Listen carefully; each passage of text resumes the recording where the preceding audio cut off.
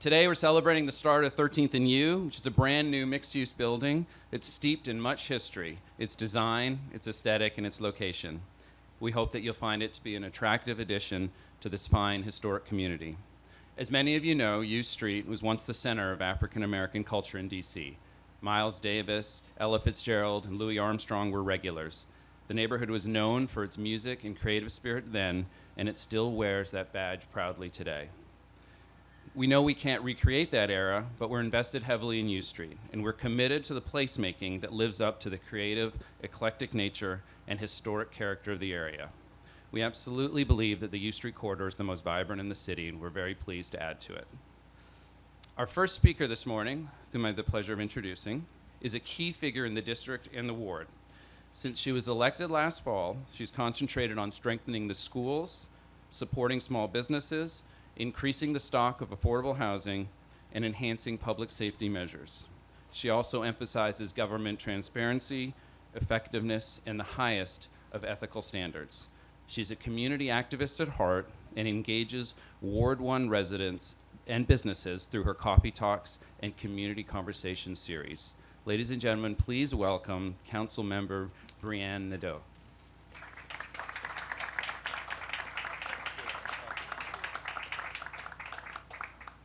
Good morning, everybody. It is wonderful to finally be here.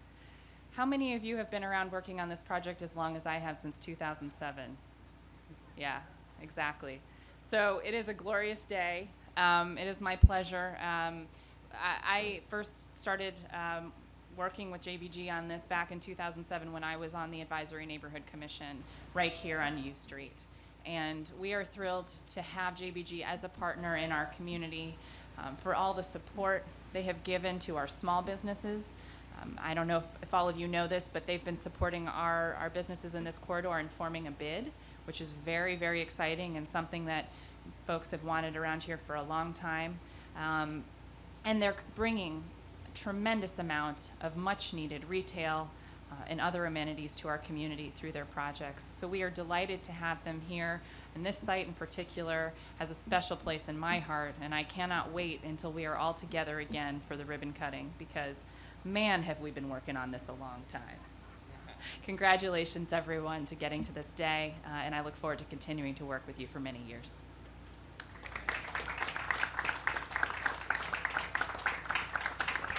Thank you very much, Brianne. We're looking forward to more opportunities where we can work together in your ward. And Brianne mentioned to me before, this is her first groundbreaking as council member, so it's a very special event.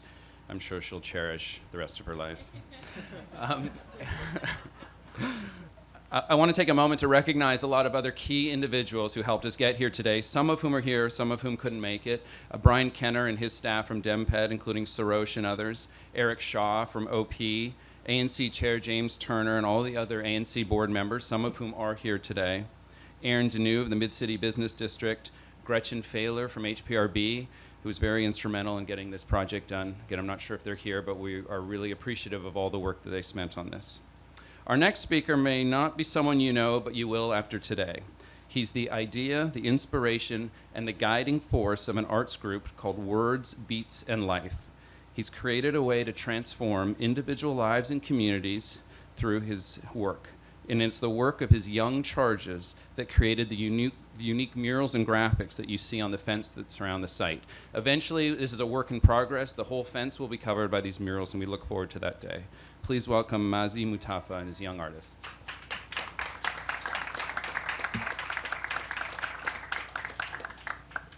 Good morning, everyone. Good morning. So, thank you so much to the folks at JBG here in Ward 1, Councilman, soon to be coming to the mic, the mayor, for this amazing opportunity to create public art that reflects, as was said earlier, the vibrance of U Street. We're really fortunate to have gotten 7 artists to come in and create original work inspired by a focus group that young people from this community participated in. To offer inspiration. Some of the things they suggested were that they wanted artwork to reflect the historic architecture in the community. They wanted to reflect the numerous young people that attend schools in the community. And so we worked to do that. As was said, the piece will be completed ideally today. So I hope you all take some time to take some photos in front of the pieces. We actually installed one on the inside of the fence that's supposed to be covering a large tag that's on the outside of the fence. And the artist is here with us, Max Gibbons. Max, could you just, so people know who you are? So this is his calligraphy piece that's outside, that's pink and blue and white. And he took a poem written by a kind of U Street veteran of the spoken word community and turned it into a piece of visual art. So I hope you all take some time, take some photos in front of it, hashtag it, Instagram it. Thanks so much.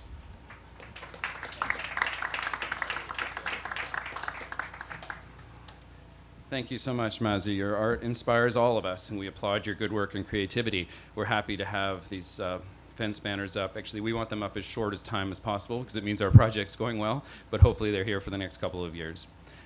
Before we welcome the mayor as our keynote speaker, I'd like to introduce several individuals who also helped us achieve this goal today. From JBG, we have Britt Snyder. We have the tireless team of Craig Seacott and Will Liebner, our on-site construction manager, Jeremy Durstein. David Schwartz is the design architect for the building. He and his team here today. Thank you for being here.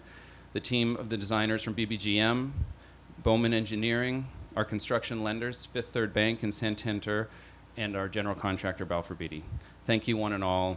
It's a strong team. It's representative of JBG's deep experience in the corridor. I'd be remiss if I didn't mention anything about the building. It doesn't show today. It'll be an 8-story building with 129 apartment buildings. It'll have the Rite Aid that you see here in the temporary trailer. We're returning to this side, and an additional street-level retail here. We're going to encourage that to be small business, as we've done in our other projects, and is consistent with Brianne's goals for the ward. In keeping with what we're doing with Mazi, some of the storefront windows are Rite Aids, and Rite Aid typically doesn't like to keep their storefront windows completely transparent because in order to merchandise their goods, they often need more wall space. And so we had a very lengthy negotiation with them and with the community. And what we are going to be doing, and I'm very excited about, is 2 of the windows are going to be permanent rotating art installations. So we are going to be looking at arts groups to work with to sort of, I would say they're going to be operable. They're going to be, art will be installed. It'll have a certain turnover time. We might work with the Washington Project for the Arts or other galleries. Maybe Mazi will help us. But you can look to see on 13th, on U Street, some art programming indefinitely. Well, we all know her story well. She rose from community activist to council member to becoming mayor following a vigorous campaign last fall. And she brings that same energy to her work every day. The mayor is committed to creating pathways to the middle class for all district residents. She brings a pragmatic, inclusive, hands-on approach to her job.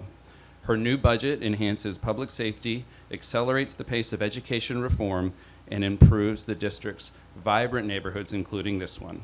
She campaigned on delivering a fresh start to the district, and that's exactly what she's done. Please join me in welcoming the Mayor of the District of Columbia, the Honorable Muriel Bowser. Thank you.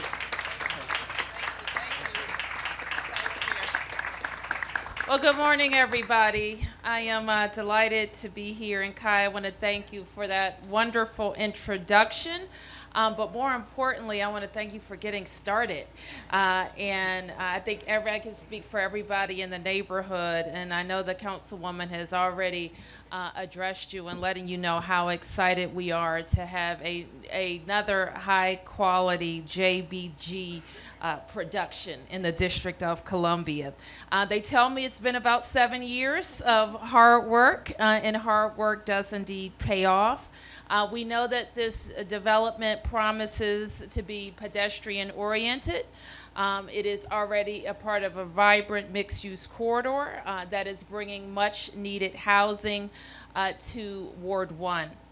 When completed, the development will bring 129 more apartments, more DC residents, and more affordable housing as part of the development.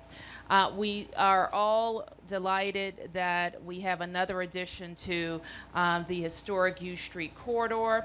And we also recognize that the JBG companies know how important it is to preserve and strengthen the great history of this neighborhood and I want to thank them for their commitment to improve the quality of life in the community with a pretty substantial commitment to a community benefits package.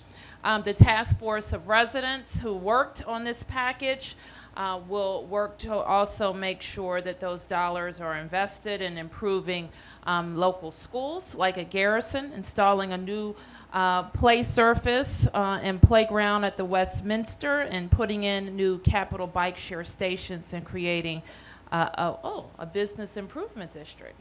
That'll be exciting. So Commissioner Muhammad, is this your area? Well, it's close, right? Okay, good. So we're going to thank you too. And I'm pleased to report that we're also making progress in other efforts that we have around preserving housing in our community. The Department of Housing and Community Development, along with the Deputy Mayor's Office, will establish a housing preservation strike force aimed at looking at vulnerable units around our city and working with great developers like JBG to come up with creative solutions for preserving housing right in our community. Kaya's right. We fought hard to make sure we had a $100 million investment in our Housing Production Trust Fund that will not only create the units that we're talking about today, but help preserve units across all 8 wards of the District of Columbia. And I pause in this because we're in a neighborhood where every parcel, every development, and the creation or preservation of affordable units is important. Like on this corner, but also in other corners that the councilwoman and I will be talking about, some of which involve district-owned land. So every unit, we're talking about a dozen here today, but with intentional policies and our efforts, we'll make sure that we work with every development to create more units. So I wanted to be here to say thank you and to say how much I'm looking forward to this development coming out of the ground. I had the opportunity just last night to talk about another development I think JBG has been involved with me for a number of years as well. And I know when JBG gets involved in a project, it's going to get done. And it's going to be high quality. And we're going to be able to use it as an example across the city. So congratulations to all involved.